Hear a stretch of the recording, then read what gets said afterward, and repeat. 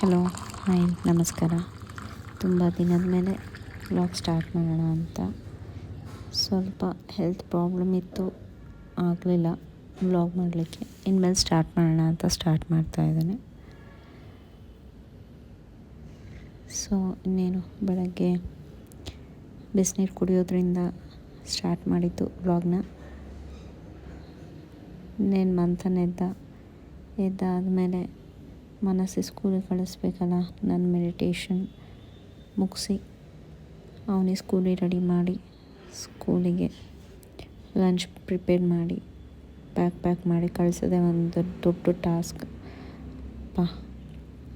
ಮಕ್ಕಳು ಸ್ಕೂಲಿಗೆ ಕಳಿಸೋದಂತ ಅಂದರೆ ಅಷ್ಟು ಈಸಿ ಅಲ್ಲ. ಅವ್ರು ಕಳಿಸಿದ ಮೇಲೆ ನಾವು ಫ್ರೀ ಆಗ್ತೀವಿ. ಸೊ ಹಾಗೆ ನಾನು ಕೂಡ ಅದಾದಮೇಲೆ ಯಾಕೋ ಇವತ್ತು ಟೀ ಕುಡಿಬೇಕು ಅಂತ ಅನ್ನಿಸ್ತು. ಹಾಗಾಗಿ ಟೀ ಮಾಡಿಕೊಂಡೆ. ವೆದರ್ ಒಂಚೂರು ಚಳಿ ಇತ್ತು.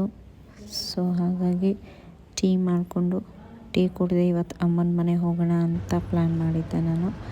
ಹಾಗಾಗಿ ಅಮ್ಮನ ಮನೆಗೆ ಹೋಗ್ತಾಯಿದ್ದೆ. ಮಳೆ ಬರ್ತಾಯಿತ್ತು ತುಂಬ. ಸೊ ಆಟೋದಲ್ಲಿ ಅಮ್ಮನ ಮನೆಗೆ ಹೋಗಿ ರೀಚ್ ಆದೆ. ಅಲ್ಲಿ ಅಮ್ಮ ಚಪಾತಿ ಮಾಡಿದರು.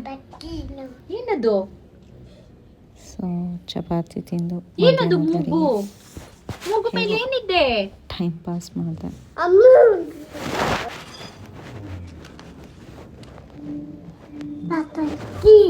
ಚಪಾತಿ ಮಂತನಿದೇನು?